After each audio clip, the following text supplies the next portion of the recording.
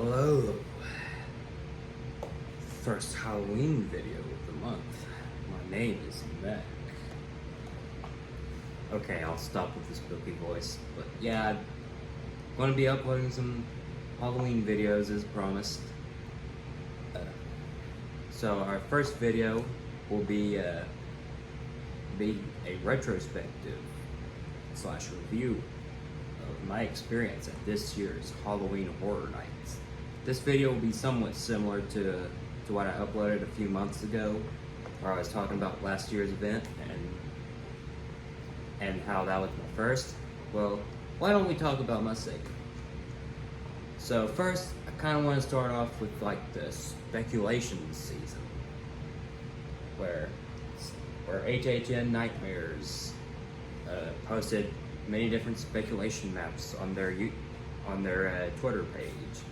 First one where people were expecting IPs such as A Quiet Place, Ghostbusters, Frozen Empire, even A Nightmare on Elm Street was rumored to make an appearance.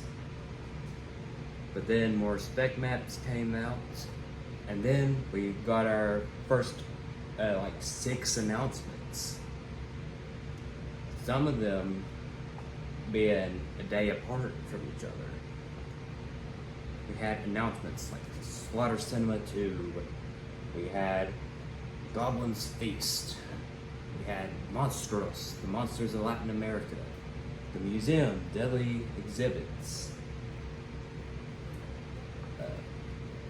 Major Sweet's Candy Factory, and Triplets of Terror all announced within almost a span of a week. And no, they weren't announced in that order, but I couldn't remember the exact order off my head. Hey, those were the ones that were announced so far. Then we fast forward to about like a month from then, and we get A Quiet Place announced. Now, of course, this was something kind of cool because I'd never seen Quiet Place at the time. So I watched both A Quiet Place and Quiet Place Part 2 before I went to the event. They were both good movies, by the way. And then a couple weeks later, I think it was Frozen Empire, Ghostbusters, that got announced. And that probably was my most excited house, even though I know a lot of people didn't like the movie. But hey, that was the house I was most excited for. And then when A Quiet Place Day 1 came out, which was the prequel set in New York, I watched that, and it was really good, by the way. But back to HHN, our next house announcement would be Insidious. And of course, like A Quiet Place, I hadn't watched any of the Insidious movies at the time. Now before I went to the event, I did watch the first 2. And then after I went to the event, I watched the third one. I didn't really care for it that much. Hadn't seen 4 or 5 just yet. But then our last house announcement we got was the Universal Monsters Eternal Bloodlines, where we follow a character by the name of Saskia Van Helsing, who is a descendant of the Van Helsing family clan, where they hunt monsters, mainly Dracula. So that was the announcement season. Now we get to the real event. So, first house we ended up doing was Ghostbusters Frozen Empire, which was really great, by the way. While not scary, the visuals were very great. There was actually one scare that did get me, where there was this ghost with an eye patch, where it just jumps out at me like this. And yeah, that was actually a really effective scare, and I love the puppets and how they did with Garaka. Now, I was actually kind of hesitant at first for when they were going to be putting Garaka in the house.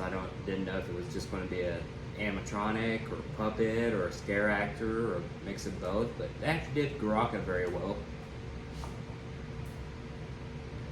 Although there was one thing, it's not necessarily with the house itself, but when I went there, uh, there was a couple of scare actors missing because there was some parts in the house where you know that there's supposed to be a scare actor there. They even had like sound cues and everything playing, but there was no scare actors present. For example, there was this one in like the containment breach, and I forgot his name, but he was the one that wore the glasses and had blonde hair, and he was covered in mini puffs.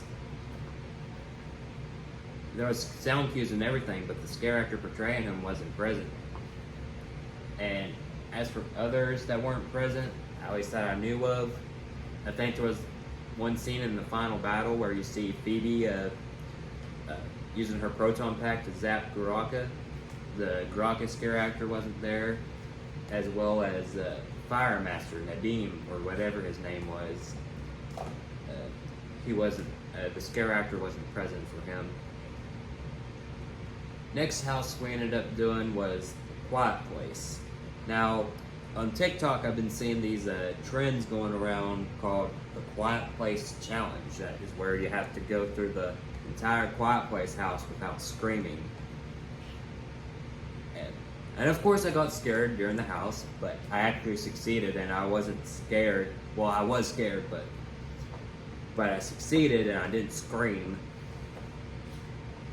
But as for the house itself, it's really cool. And of course, just like with Baraka, I was actually kind of curious how they were going to handle the Death Angels, you know, the monsters in the movie. But they actually did them really well. It's just a mix of puppeteering and animatronics. And that's how I like it.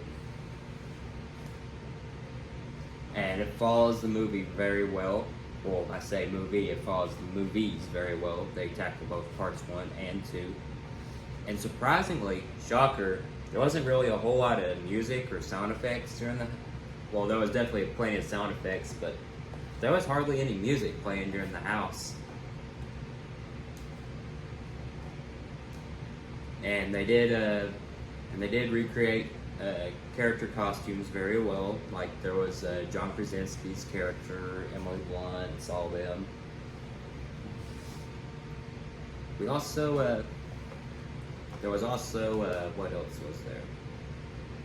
Oh yeah, and also something very cool is that this was the first house to use ASL, or American Sign Language.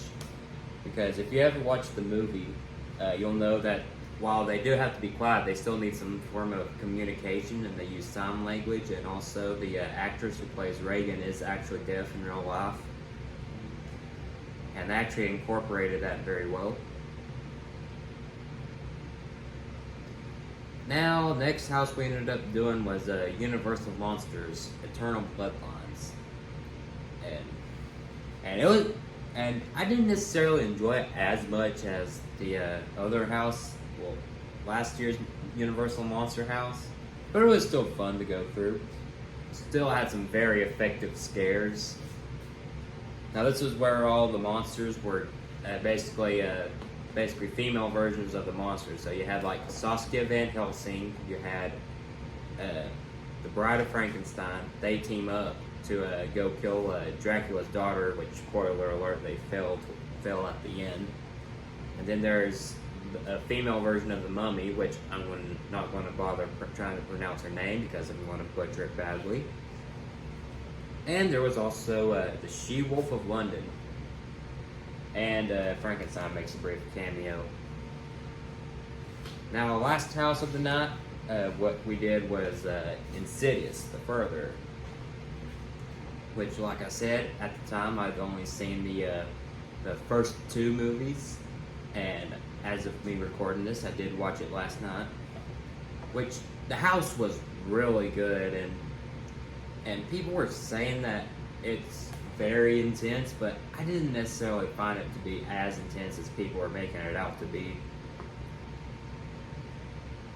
But hey, it's still got a good scares out of me, so yeah. Like with the red lipstick demon and the one trench coat, I forgot his name or if he even had a name, and as soon as you enter, you're going through the red door where you enter the further. So, of course, I didn't get to do all 10 houses because for financial reasons and all that. But the 4 houses I did do were really great. And if I had to do an honest ranking, number 4 would have to be Universal Monsters, Eternal Bloodlines. 3 will have to be Insidious the Further. 2 is A Quiet Place. And 1 is Ghostbusters Frozen Empire. As for the scare zones, we had my number 1 will be Swamp of the Undead. 2 will be Enter the Blumhouse. 3 will be Torture Fair. As for what was it? The last 2 will be Demon Queens and Duality of Fear. So yeah, there's the scare zone ranking.